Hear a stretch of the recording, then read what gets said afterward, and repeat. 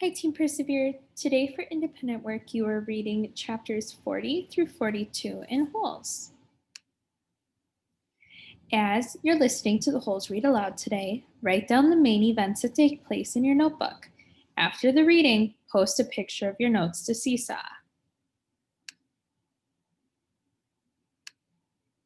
When Stanley found the onion the night before, he didn't question how it had come to be there. He ate it gratefully, but now as he sat gazing at Big Thumb and the meadow full of flowers, he couldn't help but wonder about it. If there was one wild onion, there could be more. He intertwined his fingers and tried to rub out the pain.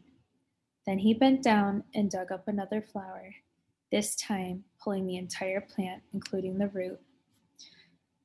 Onions! Fresh, hot, sweet onions, Sam called as Mary Lou pulled the car down Main Street. 8 cents a dozen.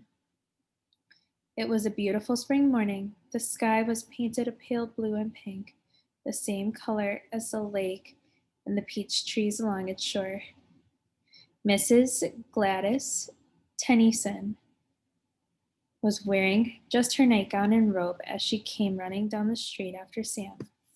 Mrs. Tennyson was normally a very popular woman who never went out in public without dressing up in fine clothes and a hat, so it was quite surprising to the people of Green Lake to see her running past them.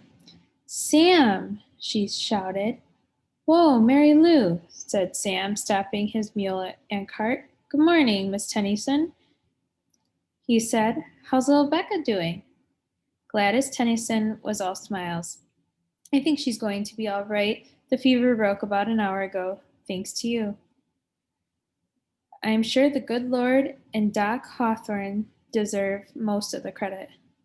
The good Lord, yes, agreed Mrs. Tennyson, but not Dr. Hawthorne. That quack wanted to put leeches on her stomach. Leeches, my word. He said they would suck out the bad blood. Now you tell me, how would a leech know good blood from bad blood? I wouldn't know, said Sam. It was just your onion tonic, said Mrs. Tennyson. That's what saved her.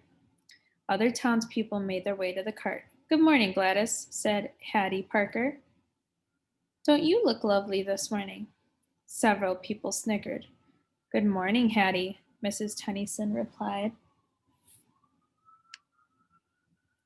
Does your husband know you're parading around in your bedclothes? Hattie asked. There were more snickers. My husband knows exactly where I am and how I am dressed, thank you, said Mrs. Tennyson. We have both been up all night and half the morning with Rebecca. She almost died from stomach sickness. It seems she ate some bad meat. Hattie's face flushed. Her husband, Jim Parker, was the butcher. It made my husband and me sick as well, said Mrs. Tennyson, but it nearly killed Becca. What with her being so young, Sam saved her life. It wasn't me, said Sam. It was the onions. I'm glad Becca's all right, Hattie said contritely. I keep telling Jim he needs to wash his knives, said Mr. Pike, who owned the general store. Hattie Parker excused herself, then turned quickly walked away. Tell Becca that when she feels up to it to come by the store for a piece of candy, said Mr. Pike. Thank you, I'll do that. Before returning home, Mrs. Tennyson bought a dozen onions from Sam. She gave him a dime and told him to keep the change. I don't take charity, Sam told her. But if you want to buy a few extra onions for Mary Lou, I'm sure she'd appreciate it. All right then, said Mrs. Tennyson. Give me my change in onions. Sam gave Mrs. Tennyson an additional 3 onions, and she fed them one at a time to Mary Lou. She laughed as the old donkey ate them out of her hand. Stanley and Zero slept off and on for the next 2 days, ate onions, all they wanted, and splashed dirty water into their mouths. In the late afternoon, Big Thumb gave them shade. Stanley tried to make the hole deeper, but he really needed the shovel. His efforts just seemed to stir up the mud and make the water dirtier. Zero was sleeping. He was still very sick and weak, but the sleep in the onion seemed to be doing him some good. Stanley was no longer afraid that he would die soon. Still, he didn't want to go for the shovel while Zero was asleep. He didn't want him to wake up and think he'd been deserted. He waited for Zero to open his eyes. I think I'll go look for the shovel, Stanley said. I'll wait here, Zero said feebly, as if he had any other choice. Stanley headed down the mountain. The sleep in the onions had done him a lot of good as well. He felt strong. It was fairly easy to follow the trail he had made 2 days earlier. There were a few places where he wasn't sure he was going the right. There were a few places where he wasn't sure he was going the right way, but it just took a little bit of searching before he found the trail again. He went quite a ways down the mountain, but still didn't find the shovel. He looked back toward the top of the mountain. He must have walked right past it, he thought. There was no way he could have carried Zero all the way up from here. Still, he headed downward just in case. He came to a bare spot between two large patches of weeds and sat down to rest. Now he definitely had gone too far, he decided. He was tired from walking down the hill. It would have been impossible to have carried Zero up the hill from here, especially after walking all day with no food or water. The shovel must be buried in some weeds. Before starting back up, he took one last look in all directions. He saw a large indentation in the weeds a little farther down the mountain. It didn't seem likely that the shovel could be there, but he'd already come this far. There, laying in some tall weeds, he found the shovel and the sack of jars. He was amazed. He wondered if the shovel and sack might have rolled down the hill. But none of the jars were broken, except one which had broken earlier. If they had rolled down the hill, it was doubtful that he would have found the sack and shovel side by side. On his way back up the mountain, Stanley had to sit down and rest several times. It was a long, hard climb. Zero's condition continued to improve. Stanley slowly peeled an onion. He liked eating them one layer at a time. The water hole was now almost as large as the holes he had dug at Camp Green Lake. It contained almost 2 feet of murky water. Stanley had dug it all himself. Zero had offered to help, but Stanley thought it was better for Zero to save his strength. It was a lot harder to dig in water than it was in a dry lake. Stanley was surprised that he himself hadn't gotten sick, either from the sploosh, the dirty water, or from living on onions. He used to get sick quite a lot at home. Both boys were barefoot. They had washed their socks. All their clothes were very dirty, but their socks were definitely the worst. They didn't dip their socks into the hole, afraid to contaminate the water. Instead, they filled the jars and poured the water over their dirty socks. I didn't go to the homeless shelter very often, Zero said, just if the weather was really bad. I'd have to find someone to pretend to be my mom. If I'd just gone by myself, they would have asked me a bunch of questions. If they found out I didn't have a mom, they would have made me a ward of the state. What's a ward of the state? Zero smiled. I don't know, but I didn't like the sound of it. Stanley remembered Mr. Pendanski telling the warden that Zero was a ward of the state. He wondered if Zero knew he'd become one. I like sleeping outside, said Zero. I used to pretend I was Cub Scout. I always wanted to be a Cub Scout. I'd see them at the park in their blue uniforms. I was never a Cub Scout, said Stanley. I wasn't good at social stuff like that. Kids made fun of me because I was fat. I liked the blue uniforms, said Zero. Maybe I wouldn't have liked being a Cub Scout. Stanley shrugged one shoulder. My mother was once a Girl Scout, said Zero. I thought you said you didn't have a mother. Everyone has to have a mother. Well, yeah, I know that. She said she once won a prize for selling the most Girl Scout cookies, said Zero. She was real proud of that. Stanley peeled off another layer of his onion. We always took what we needed, Zero said. When I was little, I didn't even know it was stealing. I don't remember when I found out, but we just took what we needed, never more.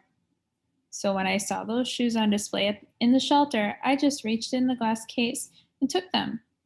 Clyde Livingston's shoes? Asked Stanley. I didn't know they were his. I thought they were somebody's old shoes. It was better to take somebody's old shoes, I thought, than steal a pair of new ones. I didn't know they were famous. There was a sign, but of course I couldn't read it. Then, the next thing I know, everybody's making a big deal about the shoes, how the shoes are missing. It was kind of funny, in a way. The whole place is going crazy. There I was, wearing the shoes, and everyone's running around saying what happened to the shoes. The shoes are gone. I just walked out the door. No one noticed me. When I got outside, I ran around the corner and immediately took off the shoes.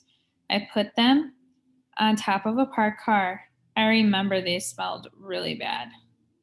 Yeah, those were them, said Stanley. Did they fit you? Pretty much. Stanley remembered being surprised at Clyde Livingston's small shoe size. Stanley's shoes were bigger. Clyde Livingston had small, quick feet. Stanley's feet were big and slow. I should have just kept them, said Zero. I'd already made it out of the shelter and everything.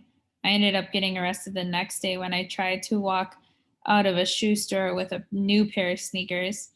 If I had just kept those old smelly sneakers, then neither of us would be here right now. Zero became strong enough to help dig the hole. When he finished, it was over 6 feet deep. He filled the bottom with rocks to separate the water from the dirt.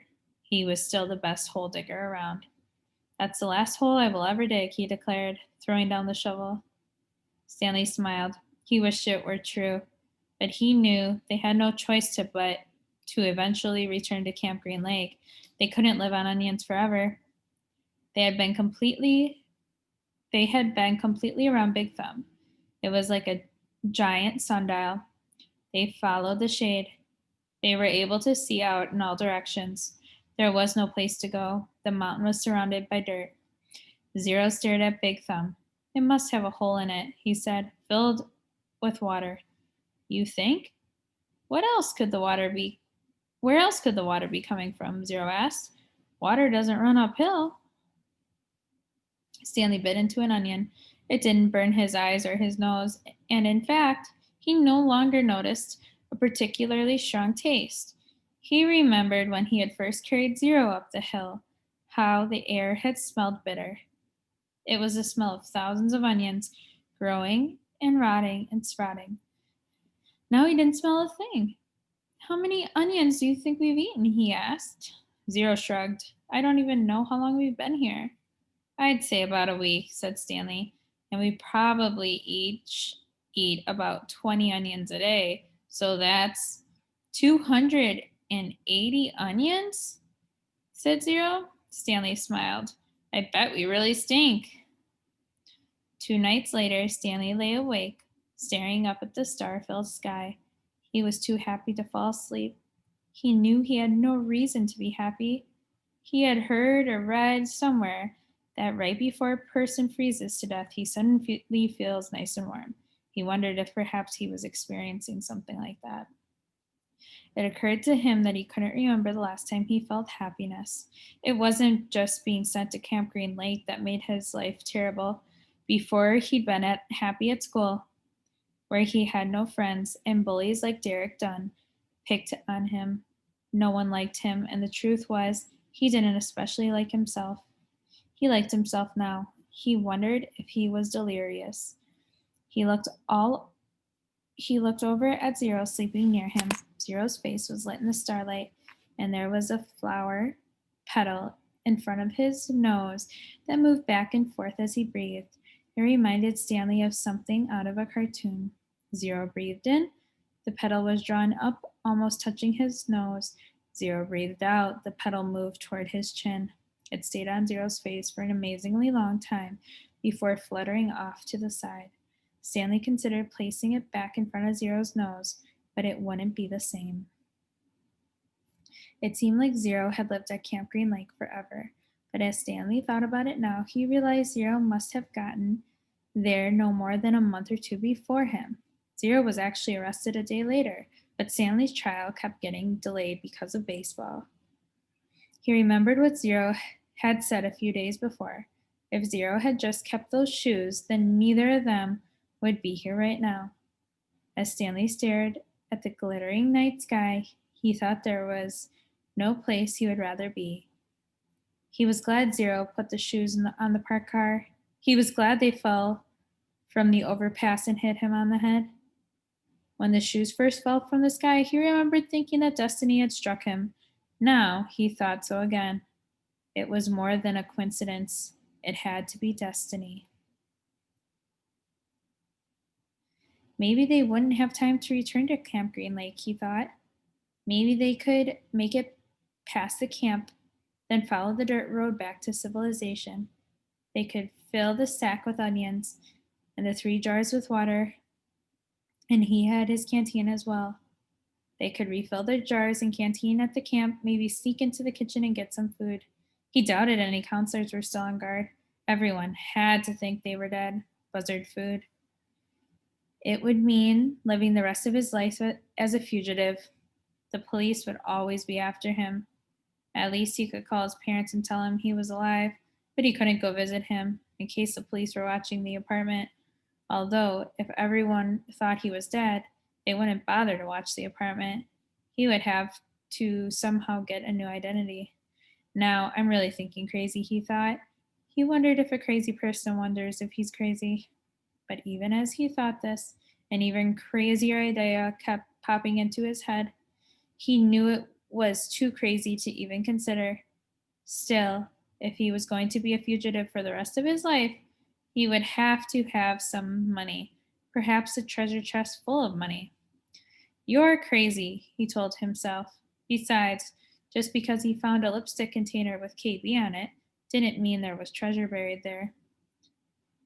It was crazy. It was all part of his crazy feeling of happiness. Or maybe it was destiny. He reached over and shook Zero's arm. Hey, Zero, he whispered. Huh, Zero muttered. Zero, wake up. What? Zero raised his head. What is it? You want to dig one more hole? Stanley asked him. All right, so as you listen to holes today, I hope you were able to write down the main events that took place in the book, in your notebook. And now, since we're done reading, you can post a picture of these notes to Seesaw. If you didn't have a chance to add all the main events in your notebook, this would be a good time to add in the main events that took place. And again, you'll post these to Seesaw when you're done. Thank you, Team Persevere.